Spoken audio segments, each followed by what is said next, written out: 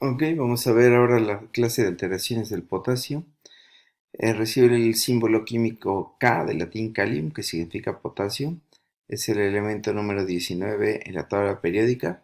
Se cree que la palabra potasio viene de potash, que significa cenizas de plantas, las cuales en su forma mineral son ricas en potasio. Pues los canales que tienen que ver con la regulación del potasio fundamentalmente son dos: el canal conocido como ENaC o canal epitelial de sodio y la bomba sodio-potasio ATPasa. El ENaC tiene una ubicación apical en todas las células epiteliales polarizadas en riñón, pulmón y colon. Es un canal sensible a amilorida y que se activa por aldosterona, ¿no? Esto lo vamos a estar mencionando mucho durante esta clase. Y la bomba de potasio pues está en todas las membranas, es ubicua, ¿no? Ya sabemos que expulsa 3 sodios e ingresa 2 potasios, utiliza ATP, por lo que es una bomba que requiere energía, conocida como sodio-potasio ATPasa. Bueno, aquí resumimos varios factores que favorecen la excreción de potasio, ¿no? La aldosterona, pues por la sodio-potasio ATPasa, las condiciones médicas que lo afectan, ¿no? Por ejemplo, la nefropatía diabética, nefritis intersticial, el hiperaldosteronismo primario y el secundario afectan la excreción de potasio mediado por la aldosterona. ¿Y qué drogas lo afectan, lo modifican? AINES, IECAS, ARAS, la heparina y la misma espironolactona, ¿no? Porque es un antagonista de la aldosterona, ¿no? La entrega distal de sodio, si yo entrego mucho sodio a nivel de túbulo distal, voy a crear un gradiente electroquímico que hace que yo orine mucho potasio, ¿no? Y el mismo flujo urinario, que digamos es un subrogado de este sodio o viceversa, pues también hace que yo tire mucho potasio. Y fíjense, ¿quién hace este efecto? Pues los diuréticos, ¿no? Los diuréticos hacen que haya mucha entrega de sodio distal y esta entrega de sodio distal provoca la pérdida de potasio por flujo y por entrega de sodio distal. El potasio, pues tubular, sin duda, ¿no? O sea, si hay mucho potasio, pues va a haber mucha, o sea, va a haber hipercalemia y por lo tanto mucha diuresis de potasio. Y la alcalosis metabólica, ¿no? Que hace que también haya excreción de potasio. El potasio, recordar que es intracelular, o sea, de hecho en algunas fórmulas el potasio es despreciable extracelularmente, ¿no? Como por ejemplo en el cálculo de la osmolaridad sérica, podemos o no poner el potasio porque como ion, por ejemplo, el sodio tiene 140 o 150 unidades de presencia, en cambio el potasio tiene 3 unidades de presencia, 4 unidades, que es el potasio normal, ¿no? Entonces, y pues bueno, la excreción es 90% renal y 10% intestinal. Por ello también hay mm, fármacos que nos ayudan a manejar la salida de potasio por vía intestinal, ¿no? Que ya los vamos a mencionar casi al final. El shift o el intercambio entre el interior y el exterior de la célula es un sistema de control importante. El sodio a nivel glomerular se filtra al 100%, pero se reabsorbe al 100% también a nivel proximal. Casi, prácticamente esto es modificable pues en otros segmentos del túbulo. Aquí en rojo hay una secreción distal y en colector dependiente del canal epitelial de sodio. Por tanto, alteraciones de este mecanismo gobiernan el potasio que sale y permanece. Una alta entrega distal, como ya dijimos, supone una alta excreción de potasio. Estos incrementos renales se manejan por intercambio intra y extracelular. Es como primero la acidosis se maneja primero por los buffers y luego ya involucra otros mecanismos. Aquí lo mismo. Primero intercambios intra y extracelulares y cuando se rebasan ciertos límites de hiper o hipocalemia ya entran otros mecanismos.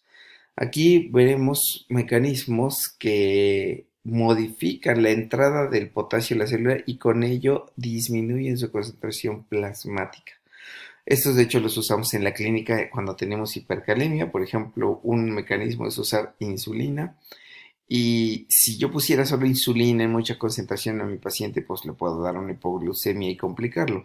Entonces lo que se hace es una solución de glucosa con insulina. Normalmente ponemos un frasco de 50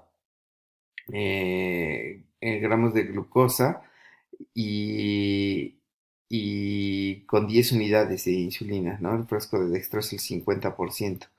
Y con esto hacemos que el potasio ingrese a la célula sin que el paciente caiga en hipoglucemia, ¿no? Clínicamente se usan para controlar la hipercalemia. O bien, pues si hay mucho potasio, va a haber mucha aldosterona para que se recupere mucho sodio y se tire mucho potasio. Y también usamos, por ejemplo, podemos usar la epinefrina directamente o podemos usar agonistas beta 2, como lo van a ver que se utiliza el salbutamol nebulizado, ¿no?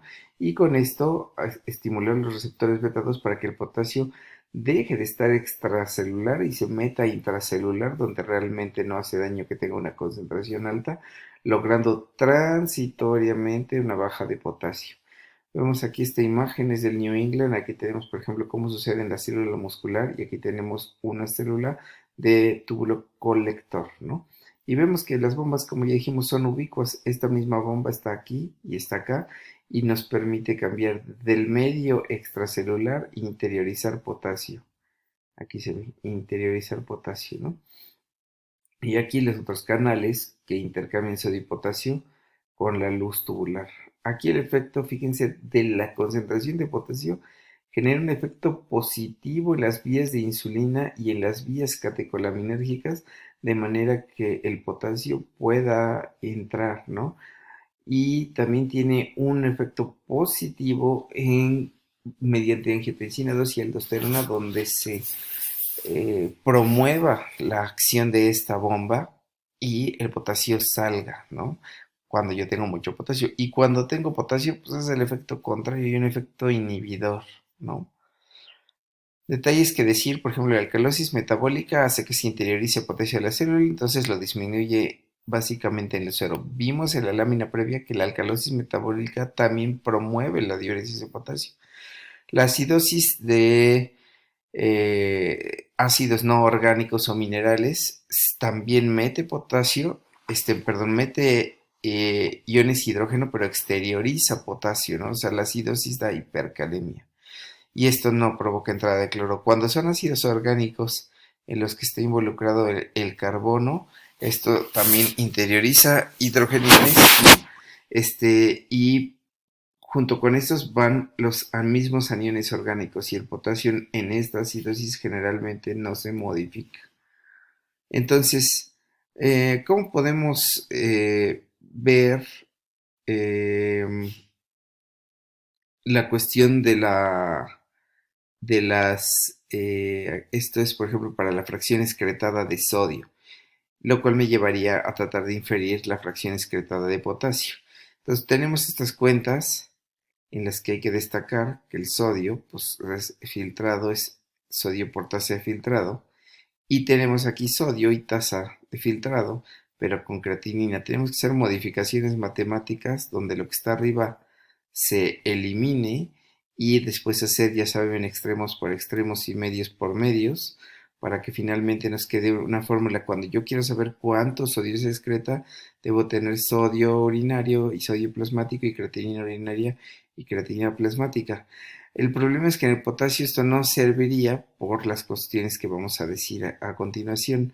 Por lo tanto, lo que se utiliza para saber el control tubular de potasio es el gradiente transtubular de potasio, que lleva el potasio de la orina y el potasio sérico, pero en lugar de llevar creatinina sérica y urinaria, lleva osmolaridad sérica y urinaria. ¿Por qué?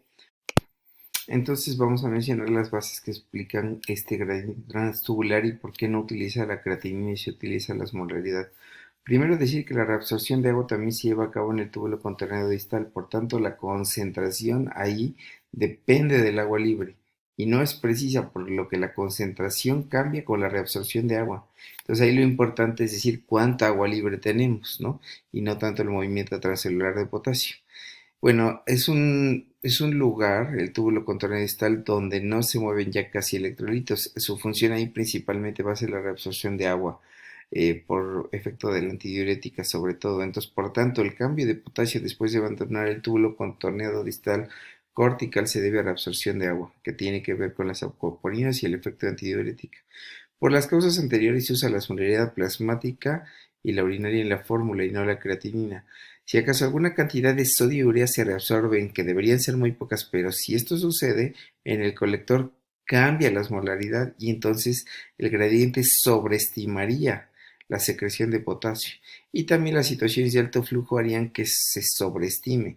Por lo tanto, fíjense, no debo tener pocos solutos para poder estimar este gradiente.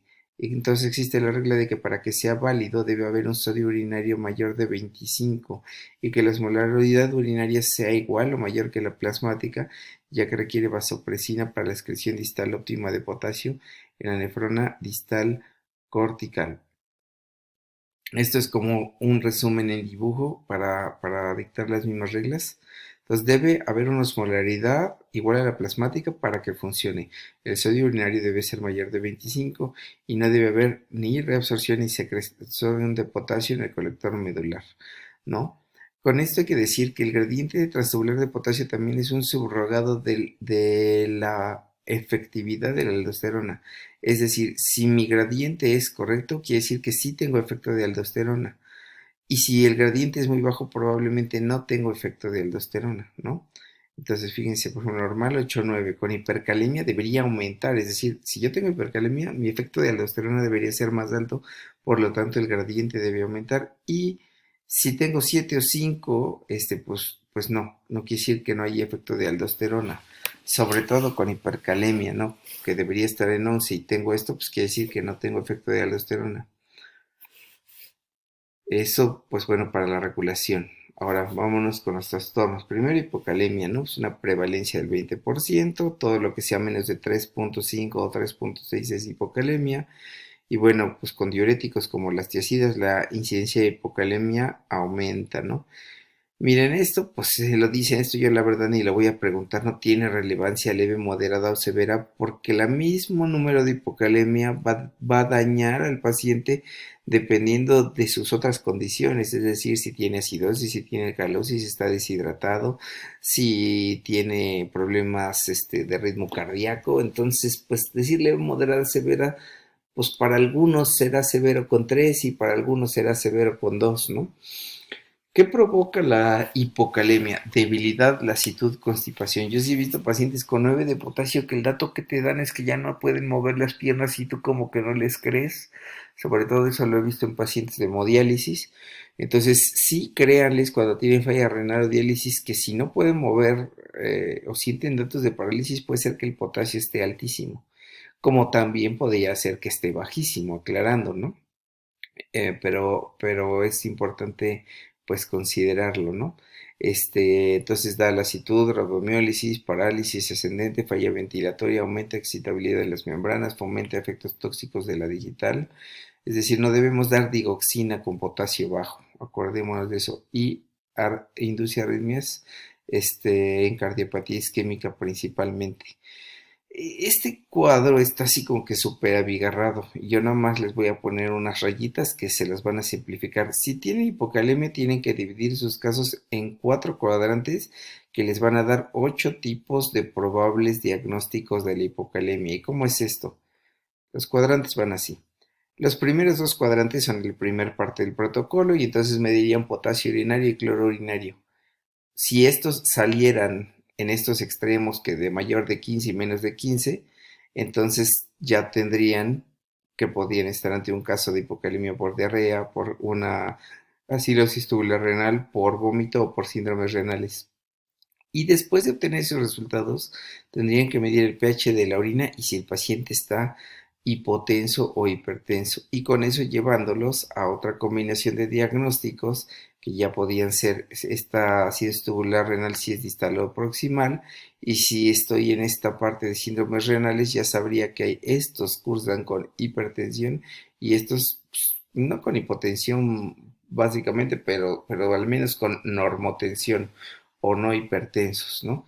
Entonces es un protocolo donde yo me tendría que acordar que debo medir potasio urinario, cloro urinario y si tengo más de 15 estas mediciones, después mediría el pH urinario y la presión arterial.